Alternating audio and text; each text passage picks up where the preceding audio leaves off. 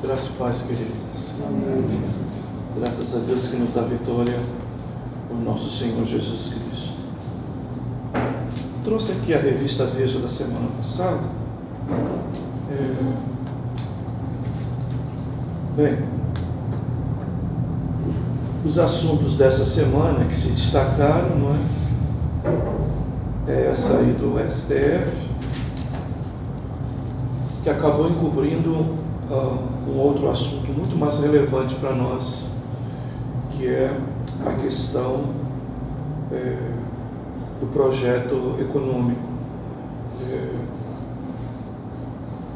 Nós estamos tendo uma queda de juros que ainda não reflete nos bancos, mas muito positiva, o que deve deixar os irmãos alerta com relação a isso, principalmente os irmãos que eventualmente têm negócio e que eventualmente também usam crédito, não é?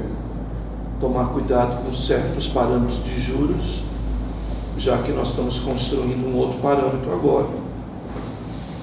Ficar alerta para não se endividar em juros muito altos, baseado nessa nova referência que nós estamos tendo. Alguns créditos que, por exemplo, ainda não tiveram alteração em banco privado, mas já é possível encontrar, pelo menos na Caixa Econômica Federal, já é possível encontrar algum crédito com números mais coerentes. Então, os irmãos, sejam atentos com isso, sejam atentos com isso. Bem, pelo que a gente sabe, o banco privado ainda vai resistir e vai querer, ainda criar e manter o seu modelo, mas nós já temos pelo menos uma referência, uma referência.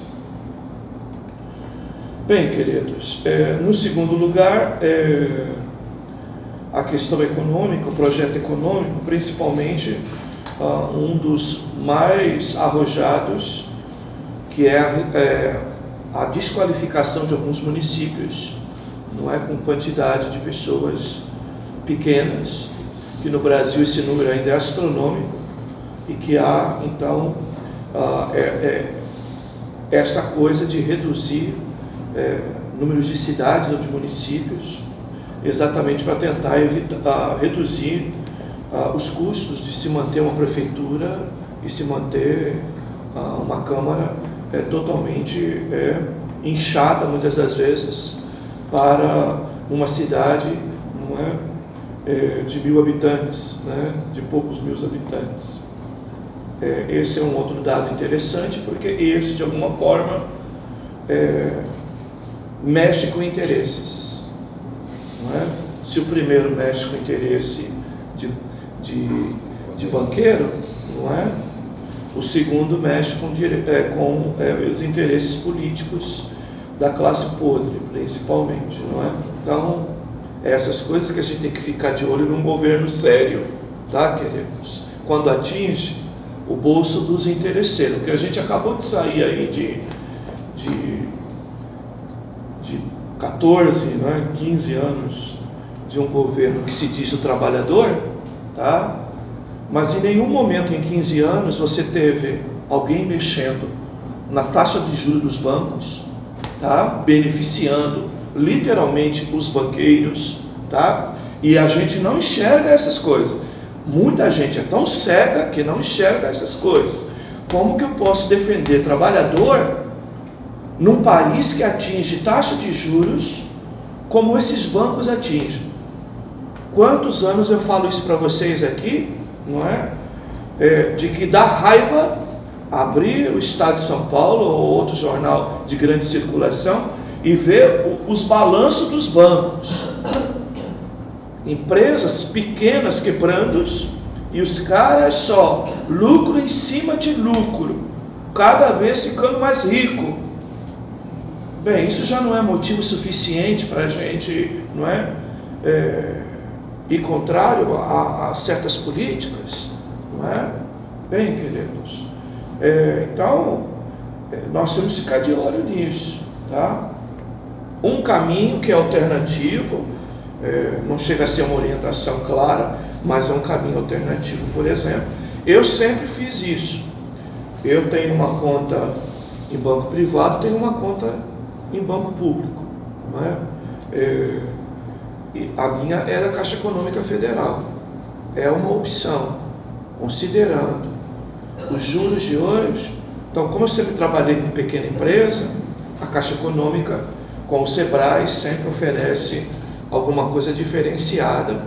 Agora, eu penso que o caminho alternativo é este, não é? Ir por um caminho desse para forçar os outros bancos a reduzir os juros, tá? Bem, queridos, final de ano, geralmente a gente trabalha com a expectativa, quem é assalariado, de ter um dinheirinho a mais, de ter um 13º, quem programa férias para início de ano. Então, irmãos, coloque a casa em ordem, acerte suas dívidas, tá bem? Evite cheque especial, evite rolar dívida em cartão de crédito, tá? Essa é uma boa hora para começar a se pensar nisso, a se negociar, a se livrar dessas coisas, tá bom, queridos? Porque isso só atrasa as pessoas. Cuidado com o consumismo, não é? Porque isso só atrasa as pessoas. Bem, vamos ver em que tudo isso vai dar, não é? Mas é bom acompanhar, e os irmãos, principalmente que têm pequenos negócios, vale a pena, não é? Optar por uma conta, pelo menos alternativa, na Caixa Econômica Federal, não é? E acompanhar os juros, fazer, sei lá, uma média lá, até para se conseguir algum recurso com preço maior, tanto para investimento no negócio, como também para reforma da casa própria. Os irmãos que têm, não é, casinha, e que eventualmente sempre a gente precisa fazer alguma coisa, é sempre uma boa opção esse caminho. Bem, eu estou aqui então com a revista. Achei interessante esta matéria aqui. Essa é a capa da revista da semana passada. Ainda está falando aqui dos desencontros envolvendo o caso Marielle, não é? E querendo colocar a conta no Jair Bolsonaro.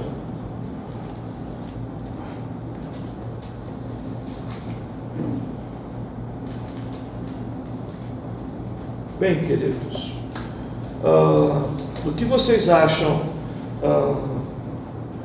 de alguém que dá uma notícia, não é? Colocando bem discretamente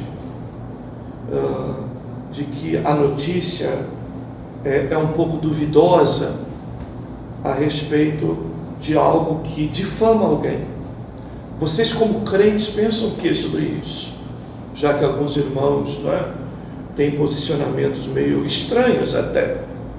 Bem, querido, se você ouve dentro da própria igreja de alguém, tá, que está com um procedimento duvidoso, se você ouve isso, mas o comentário dessa pessoa não tenho certeza, existe uma dúvida, há uma outra conversa que eu já ouvi que não é bem isso, ou ainda não ouvi a pessoa. Bem, você como crente deve ser o primeiro a tapar a boca dessa pessoa, porque ela está vindo fazer uma colocação que o objetivo dela, já que ela não tem certeza, tá? Ela não deveria nem se dispor a dar esse tipo de colocação, tá? Por quê? Porque na verdade ela está trabalhando para desestabilizar essa pessoa e trazer sobre essa pessoa, tá, uma dúvida tá? Que qualquer pessoa séria, ao receber esse tipo de coisa, vai se inflamar. Vai se inflamar. Então, foi isso que aconteceu, tá? No caso envolvendo aí a Marielle, e querendo colocar, não é, dúvida, não é, ou criar uma situação, não é, de pressão para uma pessoa, tá, queridos, que está tentando defender uma tese de que ser correto, ser honesto, vale a pena. Porque nesse país, irmãos, nós perdemos essa referência. Nós perdemos essa referência, inclusive dentro da igreja. Gente querendo levar vantagem dentro da própria igreja. Então, é um princípio que nós devemos ser bastante cuidadoso ao nos posicionarmos, tá? Porque esse tipo de coisa está na mão, tá? Desta amoralidade, não é? Amoralidade, não é? O moral se preocupa com as coisas corretas, o imoral, não é, trabalha pelo errado, e o amoral diz que não existe certo e errado, que isso é relativo. Então nós estamos vivendo numa sociedade assim. Nós não somos mais imorais, ou seja, erramos e dizemos, estou errado. Não. Nós somos amorais, ou seja, estamos errados e vamos, bem, não é bem assim, tá? Isso não é tão, assim como o pastor está dizendo, tão duro, tão extremo assim, tá? É essa a conversa. Então, sejamos cuidadosos, irmãos, para a gente não tomar a forma do mundo, não tomar a forma do mundo. Eu acho que qualquer um de vocês, que alguém levante uma conversinha a respeito da vossa moral, a pessoa não tem certeza e está por aí, está fazendo intrigazinha, segundo a minha Bíblia, essa é uma das abominações mais terríveis diante de Deus, o que põe contenda entre os irmãos, tá? E isso vale para tudo quanto é lugar, tá? E nós temos que aprender, irmãos, a esclarecer as coisas, tá? E realmente mostrar revolta quando alguém coloca o nosso nome em conversa errada, tá? Porque, né, para político hoje em dia, falar mal de político se tornou normal no nosso país. Se tornou normal. Bem, se tornou normal até falar mal de pastor, não é? Se tornou normal, não é? A gente precisa acreditar na possibilidade de se mudar isso. E quando, não é, alguém usa dessas setas, não é? A gente precisa realmente se posicionar, não é? Bem, o que é verdade é verdade. O que é, não é, uma verdade, mas não é tão verdade assim, tá? A gente deve realmente evitar de colocá-la. Bem, a revista aqui traz uma matéria interessante sobre saúde, que é, pasmem,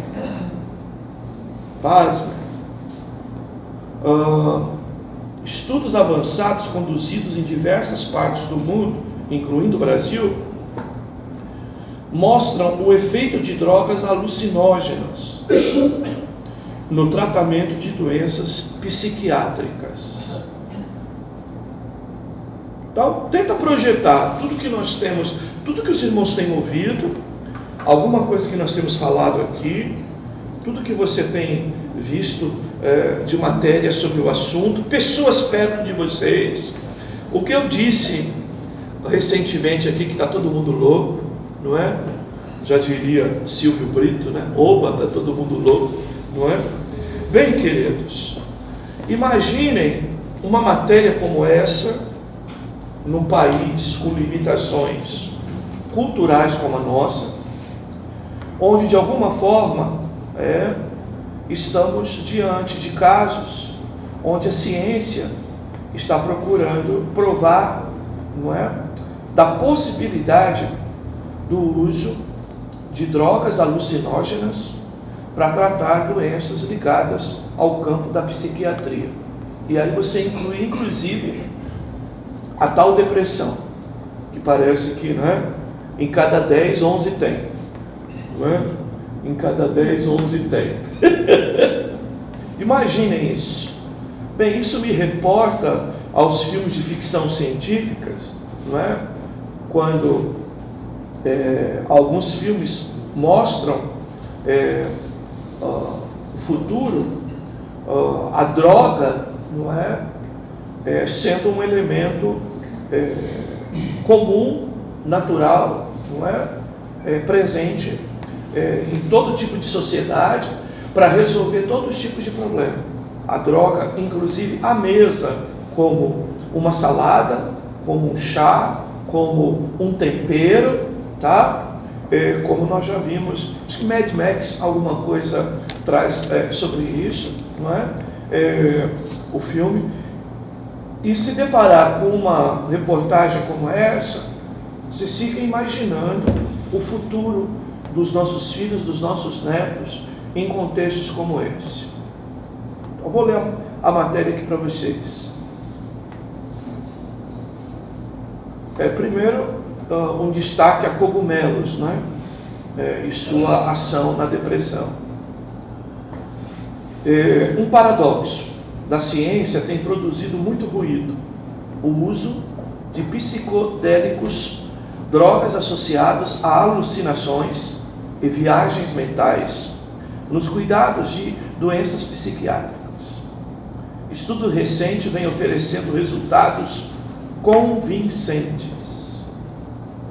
Chá de cogumelos para depressão e dependência de tabaco e cocaína, LSD para angústia e alcoolismo.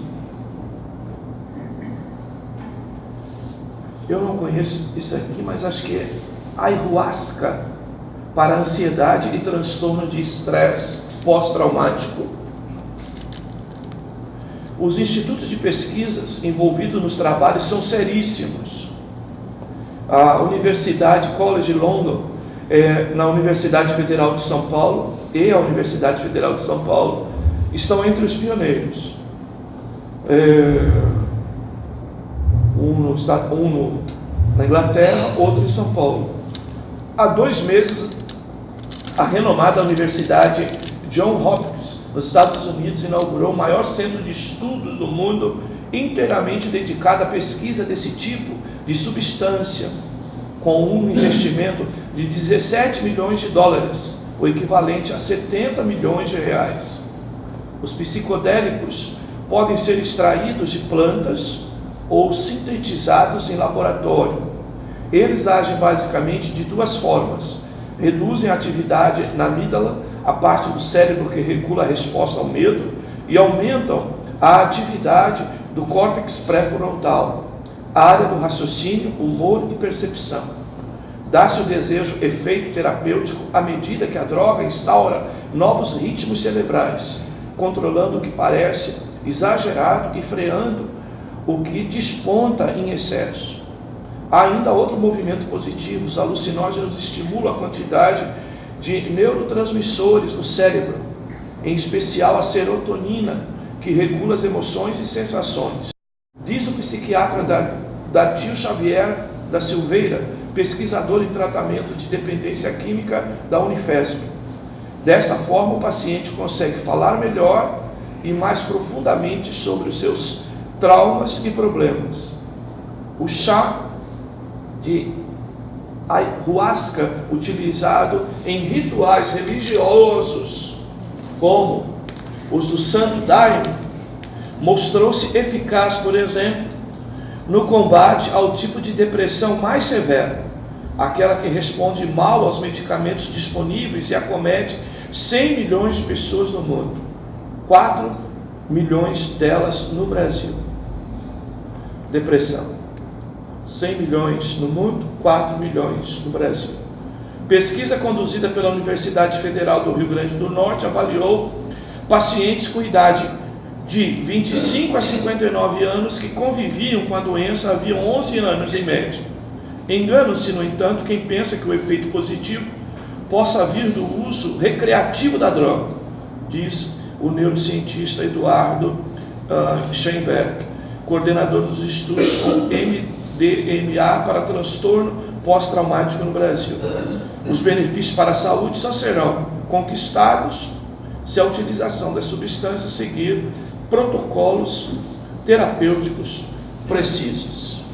Bem, daí parte da matéria, ela é um pouquinho maior, mas, bem, queridos, vocês vejam o perigo, tá? Que a nossa sociedade caminha a partir dessas coisas. É óbvio que a gente não é contra a ciência, não é? Mas vocês entendam uma coisa, né? Quando Deus, no Éden ainda, disse para que Adão e Eva comessem de todas as frutas, menos da proibida, né? Estava incutido de que nas liberadas por Deus, ou seja, 99,9%, estava ali uma representação da fé, a palavra de Deus, a obediência, a palavra que Deus estava dando, mas também a essa manutenção da vida eterna, ou seja, da qualidade de vida permanente. Comer da outra fruta, a proibida por Deus, além de não pôr fé na palavra de Deus, ainda pôr na palavra da serpente, que disse que não morreria, não é? E desobedecer o que Deus estava orientando, tomar também desta planta ou deste fruto proibido, era também invocar, não é, as consequências do pecado, que seria a própria doença e a própria morte. Bem, não quero literalizar isso, tá? Mas nós vemos que tudo que nós comemos, não é? E há inclusive um jargão dizendo que nós somos o que comemos, tá? Somos o que comemos, não é? Então, imagine, amados, num país como o nosso, com tanta gente doente, e com tanta gente doente, inclusive por causa das drogas, muita gente em depressão, somente na escala da juventude, por causa das próprias drogas.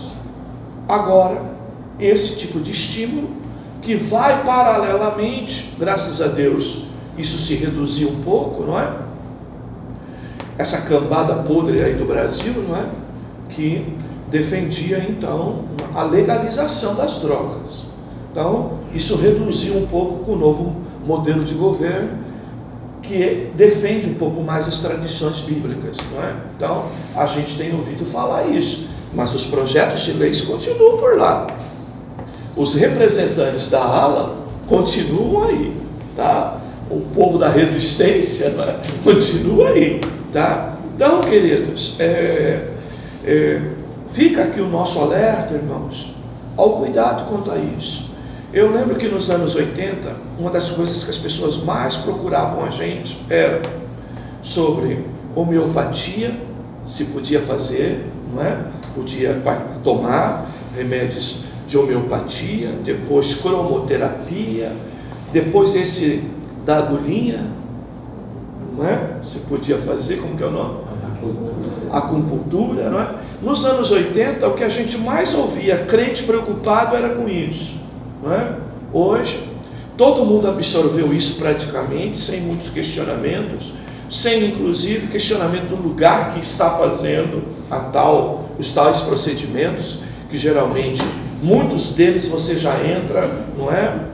Vai ter todo tipo de simbologia de nova era, todo tipo de simbologia de espiritismo moderno, tá? E os irmãos às vezes caem na mão de pessoas como essa, que enquanto está lá colocando uma agulhinha, tá? Está fazendo deprecações aos seus deuses. Tá? Então, muito perigoso essas coisas. Bem, eu não sou contra a prova científica de que são tratamentos eficazes, e nós não somos contra a questão científica, mas também tenho dito para vocês com frequência aqui que grande parte da ciência hoje, mais do que a ciência tradicional, a medicina tradicional, estão envolvidos em práticas de feitiçaria. Tá? E o contexto de aplicações dessas coisas, às vezes, está dentro desse contexto. Não é? Então, até algum lugar que eu participo, e eu me preocupo com isso. Tá? Me preocupo com o cartão da pessoa, que geralmente tem lá, não é? Os símbolozinhos. Você entra numa sala, não é? Está sendo defumada, está tendo, não é? Uns negócios lá, tá? Isso geralmente altera estado de consciência, tá? No Evangelho vocês já ouviram eu falando que tem igreja em São Paulo já apaga a luz, põe luz colorida, põe louvor de manipulação e mais, na luz, tá? Na fumacinha, tá saindo um cheirinho, tá? Para inclusive a igreja evangélica promover viagens, tá? Desarmar as pessoas, manipular as pessoas. E tudo isso tem um objetivo. Qual o objetivo final? Vocês sabem, não é? Um deles é a hora da oferta. Diga, querido. Tem uma igreja dessa aqui. É igrejinha, mas tem. Bem, essa igreja que está adotando aí, a igreja de preto, não é? É de preto mesmo. Das trevas mesmo, né? Inclusive, tem uma irmã do seminário aqui que esteve indo lá, não é? Fazer uma visita estratégica, né? E, bem, eu não vou, mas eu tenho meus. Ai, eu vou estar se achando James Bond, né? Então, queridos, o negócio é muito sério, gente. Muito sério. E pior de tudo, viu, gente? Igrejas que as notícias que chegam é que grupos de pessoas, não é? Grupos de pessoas acabam de adorar na igreja e saem para uma mesa de bar para tomar bebida alcoólica em grande quantidade, e outros que saem da igreja em grupo, jovens, indo para baladas, inclusive movidos sobre drogas. Muito sério. Muito sério. Por isso, irmãos, a tendência é cada vez mais rejeitar modelos de igrejas como a nossa, porque esse tipo de igreja ela atende o modus vivendi da sociedade, tá? Há um contexto secular hoje muito pesado, há uma filosofia de vida que está totalmente contra a palavra de Deus, o que Paulo diz em Romanos 12 lá, que nós não devemos tomar a forma do mundo, né? E alguém pensa que tomar a forma do mundo é só usar uma roupa igual a do mundo. Não é? Mas é viver o pensamento do mundo. Então imagine, com tanta gente, com desvios pequenos, médios, psiquiátricos, de repente, ser estimulado a esse tipo de coisa. Imagine um pai com limitação, tá? Ouvindo seus filhos defender a droga, tá? Diante de uma matéria dessa, que os próprios médicos eventualmente estão dando valor a este uso, tá, queridos? Então, como vocês sabem, amados, não é só querer falar mal de um tipo de medicação dessa, porque a origem dela é de erva daninha, não é? E a presença de erva daninha no verde, tá? É evidência do que o pecado atingiu a terra, de que o pecado atingiu todas as coisas, não é? Agora, não só o ser humano como alguém pensa, tá? Que atingiu. Então, quando você come uma alface, tá? Você tem que entender que a alface foi atingida pelo pecado. E isso traz consequência para a gente, tá? Em todos os níveis de comprometimento, principalmente esse, não é? De querer fazer alface gigante, não é? Apenas com droga, tá? Com droga, que não é natural, não é? Então, queridos, alerto essas coisas para os irmãos, porque às vezes nós estamos muito desapercebidos. O crente, irmãos, uma das ênfases de um crente é saúde mental. Saúde mental. Então, uma das coisas que o crente tem que se preocupar muito com isso. Se preocupar com todo tipo de oferta que de alguma forma quer levar você a uma viagem, de amenizar os problemas, de não ficar pensando nas encrencas, nas decisões erradas, nos prejuízos da vida, não é? Os tais porre, não é? Que eventualmente alguém pode entrar por um caminho desse para tentar fugir de algumas coisas como essa, e você vai gradativamente trazendo prejuízo à tua mente, tá? Vai trazendo prejuízo à tua capacidade de pensar, à tua capacidade, não é, de refletir, de ponderar, de se posicionar. Tudo isso traz comprometimentos, tá? Então, que os irmãos peçam para Deus nos guardar dessas coisas. Na igreja evangélica nós temos muitas pessoas, entre aspas, não é, que se dizem libertas, não é, de cigarros, de drogas e até de álcool. Bem, queridos, eu não vivi nada disso na minha vida, porque os irmãos sabem que fui criado na igreja. Mas o cuidado, não é, que nós temos que ter, a Bíblia diz que nós vamos viver, dependendo de alguns pecados, nós vamos viver a vida toda tendo que subjugar ele, sacrificar ele. Sabe o que significa isso, irmãos? Significa a vontade vir, como nós já nos falamos aqui, e um irmão inclusive que viveu isso, já nos citou isso aqui, tá? De às vezes acordar de madrugada, tá? Com o cheiro, como se houvesse a própria mente, não é? Oferecendo aquilo, tá? E o quanto a pessoa tem que ter cabeça boa, cuidada na palavra, tá? Purificada na palavra, no sangue de Cristo, na pessoa do Espírito Santo, para não ter esses desejos maiores do que a própria força, não é, em Cristo, de se abster dessas coisas, e dizer não a essas coisas, porque isso domina a mente da gente, domina a mente. E a pior coisa que nós podemos viver em termos de dependência, os irmãos sabem que a Bíblia fala isso, que nós somos escravos do pecado antes de Cristo. Isso significa dizer que nós, quando pecávamos, não tínhamos mais poder sobre a nossa própria vida, sobre a nossa própria mente, sobre as nossas decisões. E essas coisas alucinógenas, todas elas, tá? Inclusive, irmãos sabem, o excesso de medicamento, tá, irmãos? E nós temos que tomar cuidado. Eu que fiquei 3 anos em depressão profunda, eu sei o que é isso, que foi, irmãos, uma decisão, romper com o remédio, romper com o estimulante, de que para ficar acordado tinha que ter estimulante, para dormir tinha que ter, não é, um derruba-leão, senão não acontecia.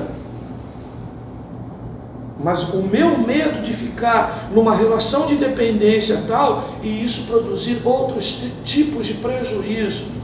Até porque, meus irmãos, toda a área científica, inclusive a área médica, inclusive os grandes laboratórios, tá? Eles não trabalham com a possibilidade da cura. Eles trabalham com a possibilidade da venda.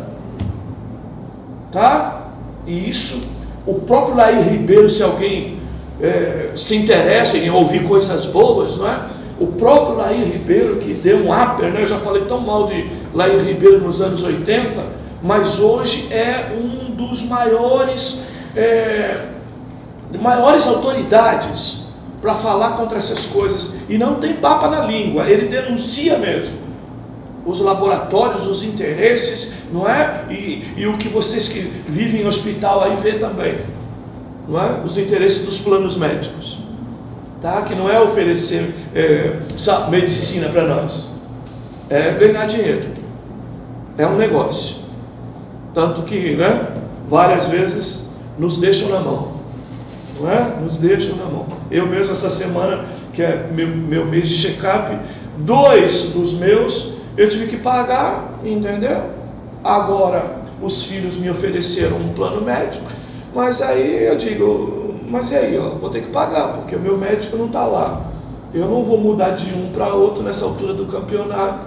Você já conhece a história, você já conhece os exames, você já conhece, né, 15 anos da minha vida, agora eu vou ter que passar para um outro, agora criar relação de confiança.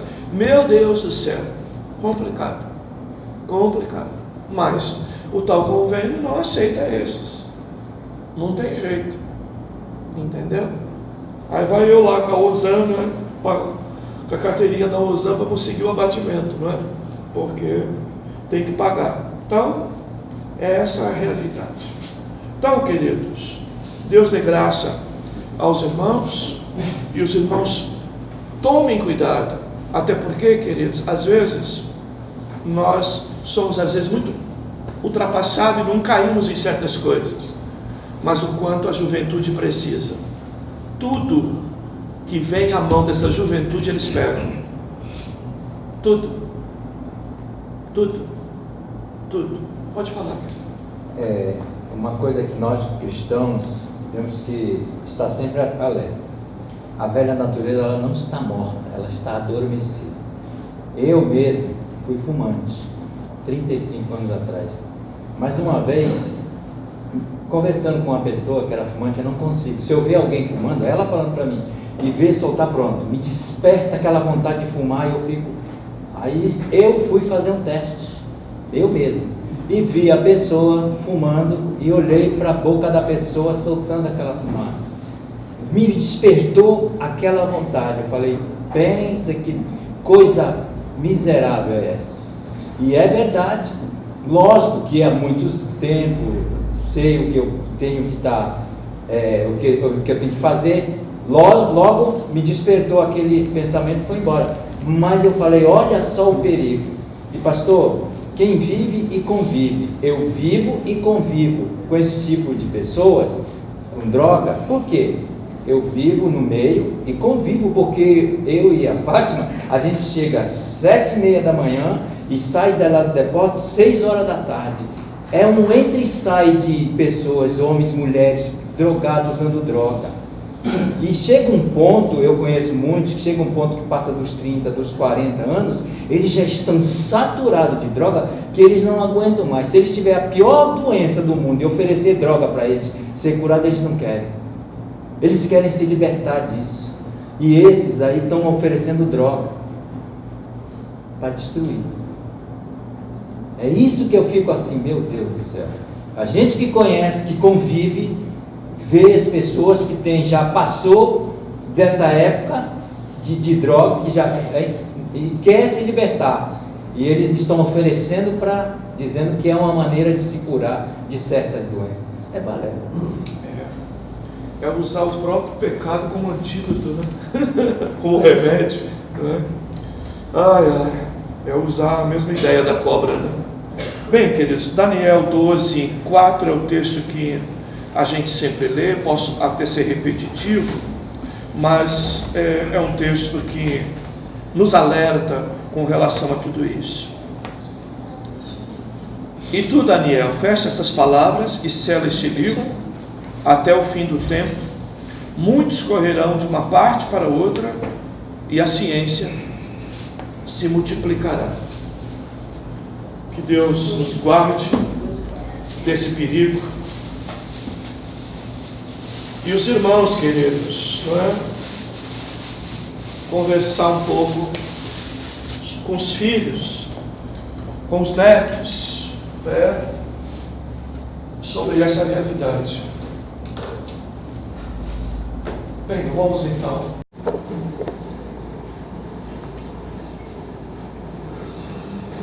Bem, amados, os irmãos me ouviram na quarta-feira, os que estavam aqui,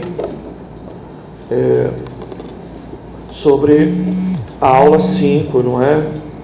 Como é confusa e como ela tem que ser estudada, lida com bastante, como eu costumo dizer, de linha investigativa até, tamanha as contradições dela, não é? Nós estamos com uma base de lição, irmãos, que para mim ainda é a melhor. Eu não encontrei uma melhor, apesar dos nossos esforços de ler material e tal, mas realmente esse tipo de tema, há uma tendência do escritor querer de alguma forma trabalhar ela com o seu óculos hermenêutico, né? O seu óculos hermenêutico. E apesar de ele fazer algumas críticas aqui,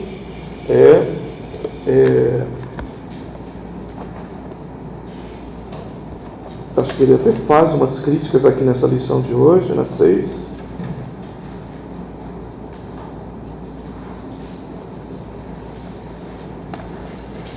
Sobre o teísmo aberto, não é? Sobre o teísmo aberto,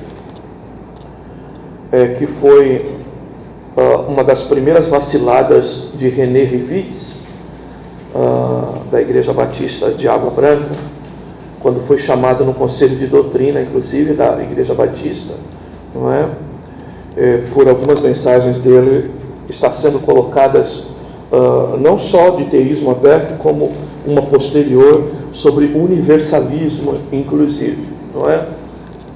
Bem, então essa lição a gente tem que ver com esse olhar, porque a vida toda, esta lição sobre Saul e Davi, mas principalmente Saul, são lições utilizadas, não é? Sobre a possibilidade de Deus estar à espera de uma ação humana para ver o que Deus faz. Tá? Esse é o grande problema ainda dentro da igreja evangélica, principalmente na prática, quando a gente ora, tá? Que a gente por vezes fica com essa construção que não é arminiana, não é, tá? Ela pode ser remonstrantes, mas eu ontem até pesquisei pensamentos remonstrantes sobre esse assunto e não vi, inclusive, isso muito claro, não é? Mas tem a ver mais com esse conceito, tanto da heresia do universalismo, mas principalmente da teoria do teísmo aberto, onde o principal representante dela aí foi contestado, não é?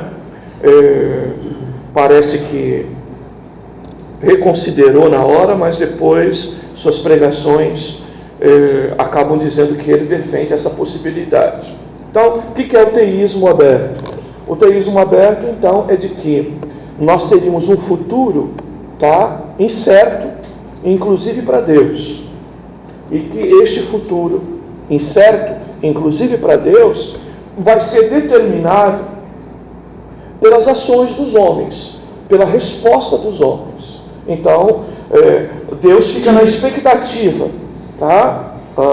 Digamos, de que o homem tome uma posição sobre determinada coisa, para que Deus então intervenha naquilo, tá? Então Deus vai agir segundo a ação dos homens, tá? Então, isso tem muito se falado no meio teológico. Eu lembro que tem um programa de TV, inclusive, que nós fizemos só sobre esse assunto há uns 5, 6 anos atrás, não é? E que esse tipo de assunto, às vezes, está na cabeça do crente, quando o crente ora acreditando que vai mudar uma decisão de Deus. Nós ainda vivemos uma população evangélica que acredita nessa possibilidade. Olha, se não for para eu orar, para Deus mudar alguma coisa, para que eu vou orar? Bem, mas qual a perspectiva que você precisa ver isso? Tá? Até porque, queridos, se você crê nesse livro, e sabe que esse livro todo ele é profético, ou seja, ele fala de coisas do futuro, o Antigo Testamento fala tudo sobre um Jesus que viria, nas condições que está aqui. Você olha, um Antigo Testamento e um Novo Testamento de um Jesus que vai voltar, de uma redenção plena para toda a humanidade e para o mundo. Então, o que nós estamos falando? De um livro que está falando sobre o futuro. Se você acreditar na possibilidade de que Deus não sabe o que está no futuro e que o homem precisa agir errado para Deus poder desprezá-lo, para Deus poder descartá-lo, para Deus poder abandoná-lo, ou para tomar qualquer decisão sobre a vida deste homem, você está desconsiderando uma coisa que Armínio cria, que era a presciência. Armínio cria na presciência. Então, nenhuma possibilidade de se dizer que, à luz da linha arminiana, que Deus não sabe o que ocorre no futuro. Então, Armínio crê na presciência. E há situações, de presciência na Bíblia. Bem, a gente não crê. Eu não creio que Deus é apenas presciente. Eu não creio. Acho um Deus muito limitado. O meu Deus, o que eu creio, é um Deus que desenhou e escreveu a história.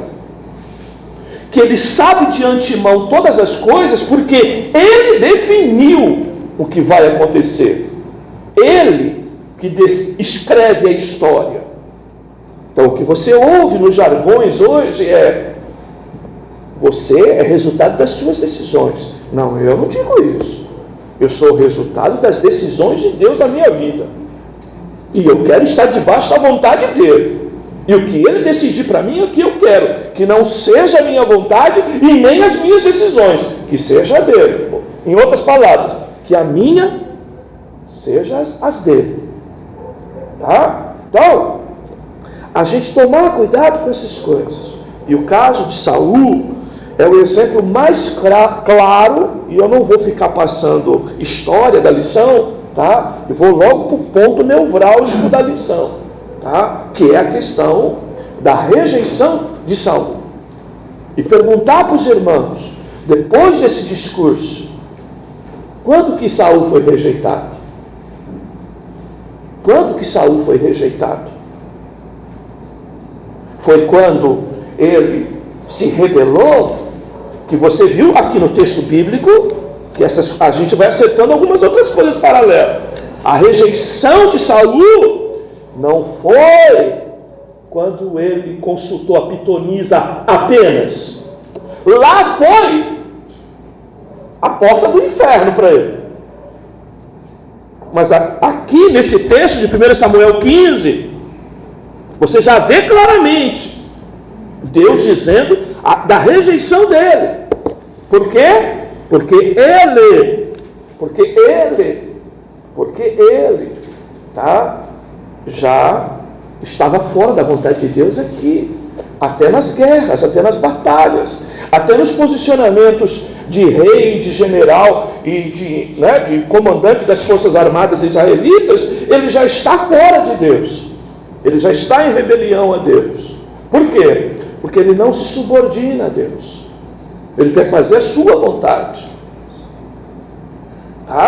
Aí eu pergunto a vocês, quando que Saul foi rejeitado? Na minha opinião, foi desde o início. Eu nunca fiz. Minha opinião, pastor, a maior rejeição, eu até conversando com a Fátima, de Saul, foi quando ele quis tomar o lugar de Deus. Aonde ele tinha que esperar, ele achou que ele poderia fazer. Eu acho que ali foi a maior afronta, porque Samuel falou isso para ele, que ele não deveria fazer isso. E ali, a rebeldia do homem se levantar contra isso, é se levantar contra Deus. Falando, como o povo no deserto falava contra Deus, dizendo que preferia voltar para o Egito, porque por isso, por aquilo, Deus se entristecia com isso. Por isso que derrubou aquele povo todinho do deserto. E derrubou ele. E como derruba muitos hoje. Por causa da rejeição. Mas é isso que a gente tem que ver. O negar de Deus também. Como é que a gente está negando a Deus na nossa vida? Aí no momento em que ele rejeitou a palavra de Deus, né? Que ele contrariou a palavra de Deus. Agora, se nós formos pensar mais além, um Deus que escreve a história, desde a fundação de todas as coisas, já havia esse posicionamento diante de Deus. Mas como você disse na quarta-feira, que tudo que Deus faz é para ensinar o seu povo, e tudo que Deus deixou escrito é para nos ensinar, aí mostra o momento em que ele transgrediu, ele não aceitou a palavra de Deus, fez contrário à palavra de Deus. Quer falar, Alex? Diga. Eu vejo assim, Saul, na verdade, como de princípio você já tinha comentado, e o Antônio comentou agora também, né? E Saul não era a vontade de Deus, como diz Romanos 12:2, né? Como não entendeu que Deus, a vontade de Deus era melhor para ele. E aí então, Deus deixou permitir um pouco de forma pedagógica para entender que quando nós andamos na nossa vontade, o prejuízo é fato, né? Vai concretizar. E que a escolha de Deus, ainda que o homem seja falho, ele vai ser perfeito. É o que aconteceu com Davi. Davi era um homem segundo o coração de Deus. Davi era a vontade de Deus, segundo a vontade, o destino que Deus queria. E mesmo com todas as falhas, Deus cumpriu o seu propósito com o seu povo. E assim foi a igreja. Da mesma forma. É assim que eu enxergo, não sei se eu estou equivocado. Não, está ótimo. Bem, queridos, olha só. Deixa eu explicar algumas coisas para os irmãos. Olha só. O grande problema nosso, quando interpretamos a Bíblia, é que nós fomos educados no Evangelho no Brasil de crente de parte de Bíblia. Então a gente pega uma parte, interpreta a parte da Bíblia, tá? E nós precisamos tomar cuidado quando falta a nós um conhecimento geral da Bíblia, tá? Bem, o que significa isso? Significa isso que às vezes nós pegamos situações que refletem consequências, mas não causa. Então, quando o assunto é por que foi aprovado, por que foi desaprovado, eu tenho que começar a entender isso. O início e o fim. Tá? Daquela história, daquela pessoa. Então, se você pega e volta na lição passada, volta um pouquinho na lição passada. 1 Samuel 8. Quem está sem a lição é a Bíblia, 1 Samuel 8. Pega esse texto aí. 1 Samuel 8. O que eu tenho que fazer, irmãos? Ir no início. Tá? Então todos os anciãos de Israel se congregaram e vieram a Samuel a Ramá. E disseram a Samuel, né? Eis que já estás velho. Teus filhos não andam pelos teus caminhos. Constitui-nos, pois, agora um rei sobre nós, para que ele nos julgue, como o tem todas as nações. 6. Porém, essa palavra pareceu mal aos olhos de Samuel. Quando disseram, dá-nos um rei para que nos julgue. Tá? Dá-nos um rei. Então o que Samuel, no primeiro momento, achou que a palavra não era boa? O que Samuel fez? Foi orar ao Senhor. E disse o Senhor a Samuel, Ouve a voz do povo, Samuel. Tudo quanto te disser, em tudo quanto te disser. Pois esse povo não tem rejeitado a ti, porque estão achando que tu está velho, que tu está incapaz. Olha lá, e na frente. Ó, pastor está velho, vamos pôr outro no lugar. Entendeu? Pastor está falando muito aí de né? Está muito cabeça na mão. Põe esse pastor. Bem, queridos, aí, ó, pois não tem rejeitado a ti, antes a mim me tem rejeitado, para eu não reinar sobre ele. O que Deus está dizendo? Deixa o povo fazer conforme o coração deles. Eles querem rei, dá rei para eles. Eles querem, né, acham que com o rei vão liderar, vão comandar, vão conquistar, vai ser muito melhor, vai ter prosperidade. Dá para eles isso. Ó, Saul não é escolhido de Deus. Saul não tem este cuidado sobre a vida dele que o Alex acabou de falar. Quando Deus apresenta alguém, quando Deus coloca alguém, o próprio Deus vai se preocupar, mesmo que a pessoa caia, e pode cair, Deus vai estar levantando ela. Agora, tem que ser Deus. Mas não é o caso de Saul. Então, todos os erros de Saul, aonde Deus diz, Saul caiu, deixa cair. Caiu de novo, deixa cair. Até a hora que cai a última vez, é uma pessoa que não foi escolhida por Deus, está entregue a seus próprios atos pecaminosos, como todos estão, se Deus não intervir nele. Romanos 1. E aí, Saul vai mostrando em cada decisão dele, o quê? Rebeldia. Por quê? Ele já não foi escolhido pelo Senhor. Tá, irmãos? Bem, eu não quero impor aos irmãos, eu quero que os irmãos pensem, tá? Eu não quero impor, tá?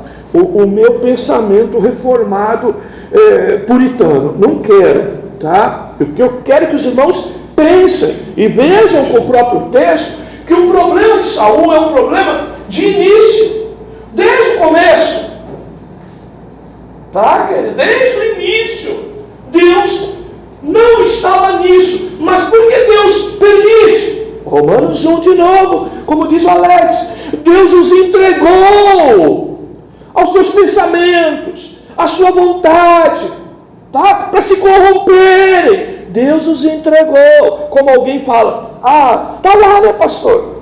Não se acerta, não se ajusta, não firma o pé e coisa. Mas a misericórdia de Deus ainda está sobre ele. Opa, eu costumo dizer, cuidado, nem sempre é misericórdia. E Deus entregou a pessoa. Deus dá corda e não puxa nunca mais essa pipa. Entendeu? Dá corda até a pipa ir embora de vez. Então o problema aqui é de início. Está no começo das coisas. Mas aí a gente fica pegando parte da Bíblia, lê aqui, lê ali, estuda uma lição aqui, só temática. E não tem essa preocupação de ler a Bíblia como um todo. Se você tiver, você vai, a partir de hoje, tudo que você vê a história de alguém sendo usada por pseudo-arminiano, tá? Pregando, entendeu? Parte e vai dizer, não, Davi não caiu com a pitonisa. O problema de Davi começou aqui na guerra, quando ele tomou o lugar de Deus. Não, ele já está no lugar que Deus não colocou ele desde o princípio. Desde o princípio. Então, esse texto de 1 Samuel 8 mostra isso. Por isso que às vezes falta sinceridade com o autor. Ele leva muito no óculos da denominação. Tá? E se algum dia eu chegar aqui com óculos, nossa igreja tiver um óculos, é complicado. O nosso óculos tem que ser a Bíblia. É a Bíblia em cima da Bíblia. Senão a gente fica defendendo posições humanas e particulares. Então veja, o problema de Saul é de início. Agora, veja a interferência. Eu não vou entrar muito nessa aula, que é uma aula para frente, mas veja a interferência em Davi. Traz todos os filhos. Passa um, passa dois, passa três. Não é esse, não é esse, não é esse, não é esse, não é esse. Acabaram esses meninos? Não, tem um que está lá, não é? Fazendo papel de cachorro doméstico, né? Da época, né? Que ficava, né? Protegendo as ovelhas. Mas tem um lá. Tá? Prazer. Era esse. Unge esse. Aí, claramente, a escolha é de Deus. Não são poucos, mas é segundo a vontade de Deus. Tá? Esse segundo coração também não é o que arminiano prega por aí. Prega, segundo o coração de Deus, como se fosse o perfeito. Não é perfeito. Nenhum de nós somos. Mas há uma intervenção de Deus em nós. Pode cair 10 vezes, 50 vezes, 100 vezes, mas não vai ficar prostrado. Deus vai levantar. Agora, precisa ver, se está se levantando sozinho, para levantar 1, 2, 10, 20, 50, até um dia que cai e não levanta mais. Tem que ser Deus levantando. Deus levantando. Tá? Então, essa coisa de início, ela é fundamental para a gente entender isso. Por isso, irmãos, o que eu estou fazendo aqui na igreja? Eu tenho convicção de que foi Deus que me colocou aqui, que me trouxe aqui. Eu tenho convicção que Deus me chamou. Eu estou aqui porque Deus quer, eu sei disso. Porque eu até já percebi que às vezes eu não quero, mas Deus me traz para cá. Essa convicção você tem que ter, meu irmão. Para você não ser mais um frequentador de igreja. Eu vou lá porque eu quero, eu vou lá porque é bom, eu vou lá porque eu gosto, eu vou lá. Por isso que é bom você vir aqui tomar cacetada. Porque você só volta se for Deus que te trouxer. Porque ninguém vai ficar tomando cacetada do pastor à toa. Vai procurar uma outra que faça cafuné na cabeça. Se for por você. Agora, se for por Deus, você vem aqui e ainda sai dizendo, eu gosto. Não é? Diga aí, irmão Miraci. Fica uma dúvida minha. Deus respeita nossas opiniões?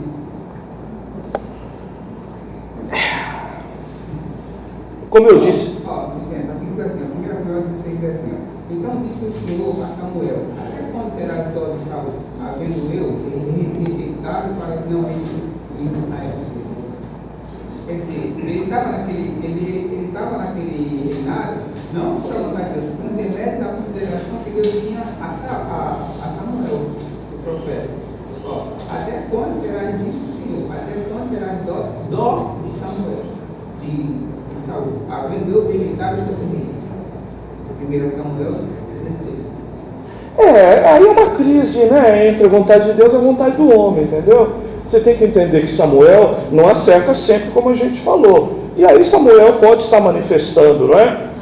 Um cuidado com Saul, por ter consagrado ele, ou coisa parecida, na esperança que ele não é Deus também para saber, não é? As coisas, e Deus vai deixando claro para o próprio Samuel de que ele já era rejeitado. Tá? O que mais? Acho que Deus também falou isso para Moisés, né? Sim. A interferência do homem, né? Vendo o erro, e o homem sempre querendo passar a mão, Deus disse, aí, sim, até quando? Sim. Né? É o que pode acontecer aqui, Pantoja, de repente a gente gosta de um irmão aqui, está vendo um irmão que não leva a vida com Deus a sério, mas a gente se afeiçoou pela pessoa, E a gente está aí ajudando o irmão, amparando o irmão, entendeu? Acreditando que a misericórdia de Deus, né, está sobre a vida do irmão, acreditando que ninguém é perfeito, essas coisas todas. Mas uma hora que Deus pode dizer para nós: por que tu está gastando tanto tempo com essa vida se eu já rejeitei? Isso pode acontecer, tá? Então, essas coisas que a gente precisa entender. Até onde é o meu olhar, inclusive afetuoso, sobre alguém, que isso pode existir, mas vocês sabem, até a nossa forma de amar tem pecado nela, tá? O amor é lindo. O amor é lindo. Entre aspas, este amor humano também foi atingido pelo pecado. Essa semana chegou um jovem lá, usuário de droga. Ele tinha aqui dois pingos de lágrimas. Tatuado aqui, né? E porque eu sempre falei, eu procuro sempre as oportunidades para falar do amor de Deus. Olhei para aquele jovem e disse assim: se essas lágrimas que você tem tatuadas nos teus olhos estivessem no teu coração perante de Deus, você dobrado, ajoelhado e pedindo misericórdia de Deus pela tua vida, para que te libertasse dessa droga, você iria ver o que Deus é capaz de fazer na tua vida. Tem um rapaz que já frequentou a igreja, que lê Bíblia, que tudo, é drogado também. Virou para mim e disse: não lança pérolas aos porcos. Eu falei assim: não estou lançando pérolas aos porcos, porque eu não o conheço, estou lançando a semente. A semente, quem vai fazer, produzir é Deus, eu não. Eu apenas sou um transmitindo a palavra. Agora, Deus é quem vai gerar no coração dele através do Espírito Santo. Não é problema meu, estou falando a verdade. Usei esse tema aí para ele. O cara calou a boca, saiu. O rapaz não, o rapazinho ficou ali olhando e tal. Foi isso. Então, o que o senhor falou aí? Se nós passamos a mão na cabeça do irmãozinho, falando, você está dando pérolas aos povos. E outra, muitos estão dentro da igreja, o Senhor está tentando ajudar, o Senhor como homem, pela palavra de Deus, porque nada como homem, mas sim com a palavra. Aí ele sai daqui e vai envergonhar lá fora. Outros veem e falam: mas ele não é lá da igreja do Apariz, ele não é o crente, ele está envergonhando. E a gente, não sabendo, muitas vezes, está tentando, e Deus está dizendo: o que eles estão fazendo? O que ele está fazendo? O que é que o Pantolho está fazendo? O que é que o Apariz está fazendo? O que é que o Amauri está fazendo? Tentando o que aí? É isso. Eu vejo assim, pastor. Colocações. E está correto. Por quê, queridos? Porque a onisciência de Deus não está sobre nós, queridos. Tá? Então, nós temos que amar todos, cuidar de todos, pregar para todos, mesmo sabendo biblicamente que tem alguns rejeitados, tá? Algum que começa e que vai dar errado, entendeu? Porque não foi de propósito de Deus, não foi intenção divina, não foi colocado por Deus, entendeu? E a gente às vezes está protegendo alguém que não foi Deus que colocou, como o próprio Samuel no texto aí, mas Deus está confrontando Samuel. Samuel, até quando tu vai continuar insistindo numa coisa que eu já não estou mais nela? Tu está me representando ou está representando a ti mesmo? Está andando pela tua cabeça ou está andando pela minha? É o que Deus está falando, não é? Nesse texto. Então, bem, nós temos que ajudar a todos, entendeu, irmãos? Nós não temos o direito de um irmão estar caindo 100 vezes. Já caiu 100, vai cair 101 e nunca vai se acertar. Eu não tenho esse direito, tá? A minha posição deve ser sempre, tá? De ajudar essa vida, exceto se houvesse uma intervenção divina como essa aí, Deus dizendo, não é? O meu propósito não é esse, entendeu? Não fica sofrendo com isso, não fica se doando muito nisso, entendeu? Mas quando a gente conhece que o propósito de Deus prevalecerá, tá, irmãos? A gente aprende a administrar uma situação que é de descansar. Sabe? Quando a gente acha que é a nossa intervenção que vai mudar alguma coisa, você fica que nem louco numa situação. Quando você descobre, tá? Salmo 127, que você pode trabalhar o dia inteiro, mas se Deus não edificar, não vai acontecer nada. Tu pode ficar a noite todinha acordado, mas se Deus não guardar, não vai estar nada guardado. Quando você não descobre isso, você fica que nem louco numa situação. Mas quando você descobre, bem, o que eu tinha que fazer eu fiz, vou continuar fazendo, mas não vou me matar, não vou sofrer, não vou me acabar por conta disso, porque eu confio no Senhor. Eu sei que tudo está sobre Ele. Eu sei que Ele é soberano, inclusive sobre mim, sobre a situação, sobre a tal pessoa. Então eu vou descansar nisso. Aí você está vivendo a fé verdadeira. Quando eu fazia o rema lá, tinha uma padaria em frente de um rapaz era espírita. E eu tinha muita amizade com ele. E depois de um ano convivendo ali, tomando café, ele chegou para mim e disse: "Ah, para mim, que eu dei uma oração." Porque eu nunca falei de evangelho, cara. "Ah, para mim, que eu dei uma oração." Não, meu Deus. O teu Deus que me mandou minha. Você está completamente certo, só para você vai ficar errado. Você tem que estar na igreja. Mas foi ele que fez esse curso, foi Deus que tocou ele, não fui eu. As formas de Deus agindo. O que te dá muito mais convicção, não é? De que foi Deus realmente. Aumentou mais a minha fé do que a dele. É verdade. Verdade. Pastor, Verdade. o Espírito escreve aqui: Deus se arrependeu em relação a Saul. Você não escolheu do início, como se arrependeu? Então vamos pegar essas fotos. Por isso que eu digo para vocês que é questão, às vezes, de ler só parte. Então nós vamos lá. 1 Samuel 10, né? Não, 1 Samuel 15. Deixa eu pegar lá na Bíblia. Vamos lá para a Bíblia, tá? Que não vai estar o texto aí. Vocês vão ver que as coisas, inclusive, mais traumáticas, tá? O autor não fala. Por quê? Porque, de alguma forma... Versículo 11. Versículo 11, é. Porque algumas coisas, irmãos, 15, 10 e 11... Isso, depois o 29, se não me falha a memória. Também a glória da 29. Isso, o 29. Então vamos lá. Vamos ler todos esses dois textos aí. 1 Samuel 15, 10 e 11.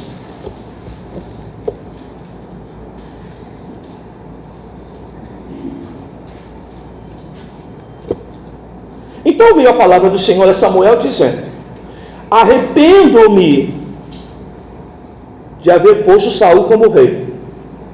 Olha, porquanto deixou de me seguir e não executou as minhas palavras. Então Samuel se contristou e toda a noite clamou ao Senhor. Então vamos pegar esse texto primeiro. Ó, como nós somos crentes de parte da Bíblia. Eu pego essa parte e digo, não é? Deus aprovou e agora Deus reconheceu que errou, se arrependeu, tá? E manifesta esse seu erro e seu arrependimento agora, não é? Arrependo-me de ver posto Saul como rei. Então ele fez, tomou a decisão, depois se arrependeu. Mudou algumas coisas, olha lá o teísmo aberto. Mudaram algumas coisas, aí Deus foi lá e mudou. Olha o crente, olha o Deus que anda sendo pregado nesse evangelho. Aí você vai lá para o outro, só virar a página 29.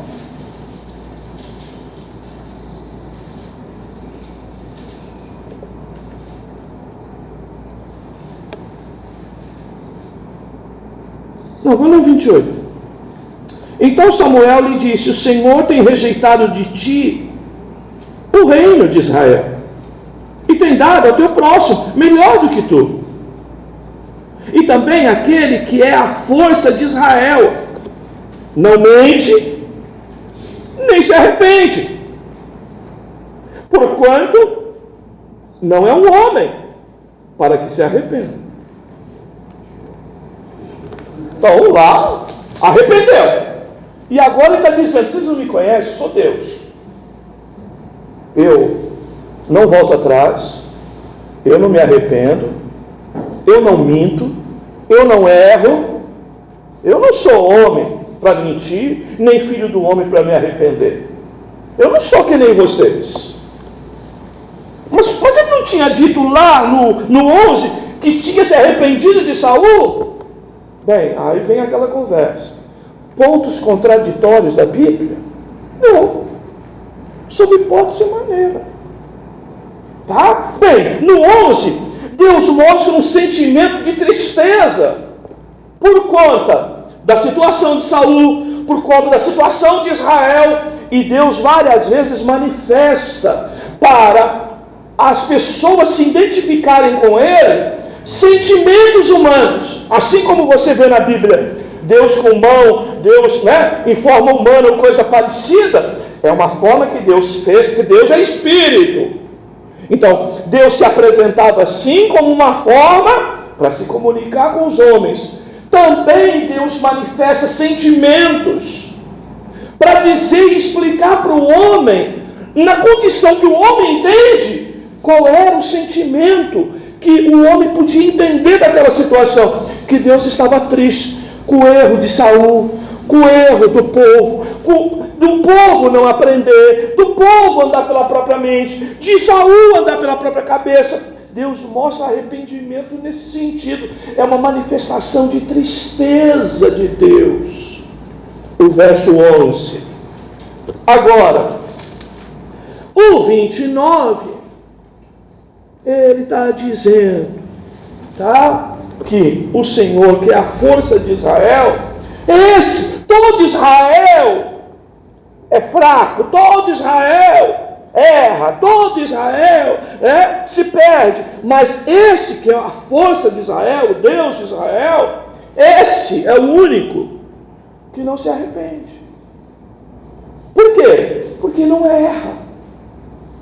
Então, veja, são duas coisas totalmente distintas. Mas pelo fato de se você ler os dois, você diria, se arrepende ou não se arrepende? Não se arrepende, se arrependeu de Saul? No caso de Saul, uma exceção, como que pode? A Bíblia está se contradizendo, Deus volta atrás ou não volta atrás?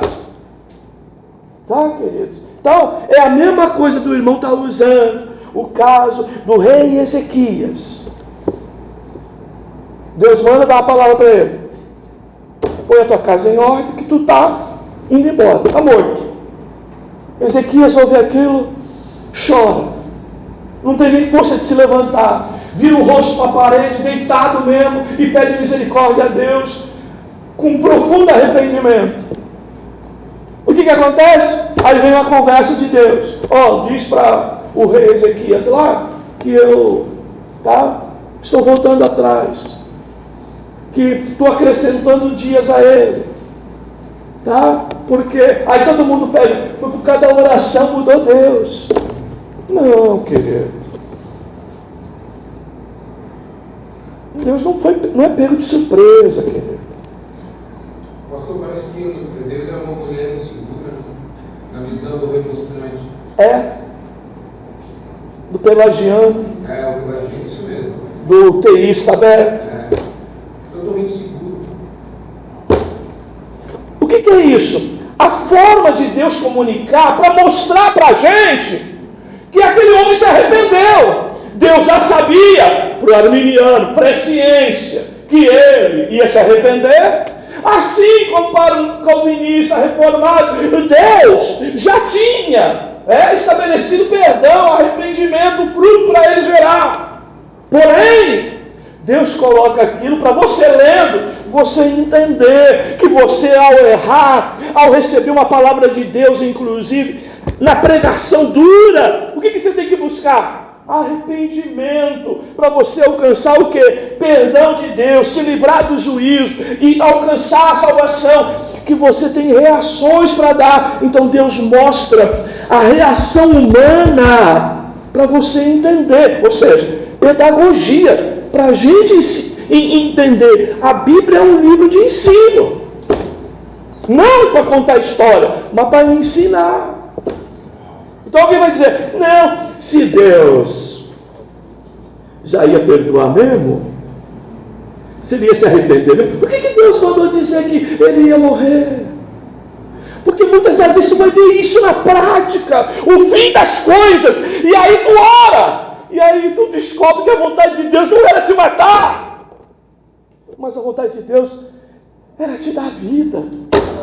Parecia que era o fim de tudo para você, mas Deus te deu uma palavra, te levou à oração, e aí você descobriu que a vontade de Deus não era aquela que parecia ser da morte, mas aí você encontrou, depois daquele buraco todo, daquele abismo todo, um Deus cheio de graça lá dizendo, tem mais tempo para você, não é isso aí, tá? Deus não quer holocausto, quer um coração quebrantado, um coração que realmente reconheça, como o rei, o senhor citou aí, Ezequias, aquebrantou seu coração e reconheceu quem Deus é.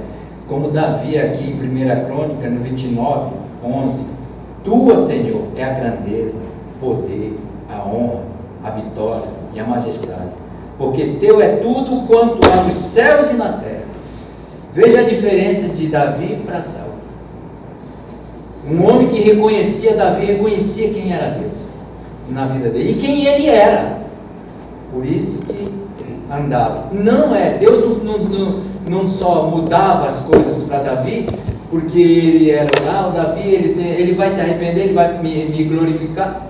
Ele fazia porque ele sabia que o Davi era capaz de levar ele, glorificar ele ao meio do povo. Afinal foi Deus que fez ele. Trazendo para hoje, né, pastor? É tradicional. A revista toda, ela abre. Recusaram o Deus e quiseram um rei. Hoje a gente recusa o Pai e quer um Deus. O poder é dele, mas a vontade é minha. Verdade. É o arminiano puro aí. Verdade. Não, Betinho, a minha não tinha culpa, era os demonstrantes. São os discípulos de Armínio, né? Os que distorceram. Era também difícil. Bem, tem outros assuntos, na quarta-feira a gente fala mais um pouquinho, a hora foi, mas esse assunto que era o mais relevante, para a gente pelo menos sair daqui, se não saiu claro, mas saiu daqui com desejo de pensar um pouco mais sobre isso, tá? Mudar alguns posicionamentos sobre isso, tá, queridos? E entender que o importante, irmãos, eu estou aqui porque Deus me trouxe. Eu estou aqui porque Deus tem me garantido aqui, não é? É essa convicção que a gente tem que ter de salvação e da vida com Deus. Amém, amados?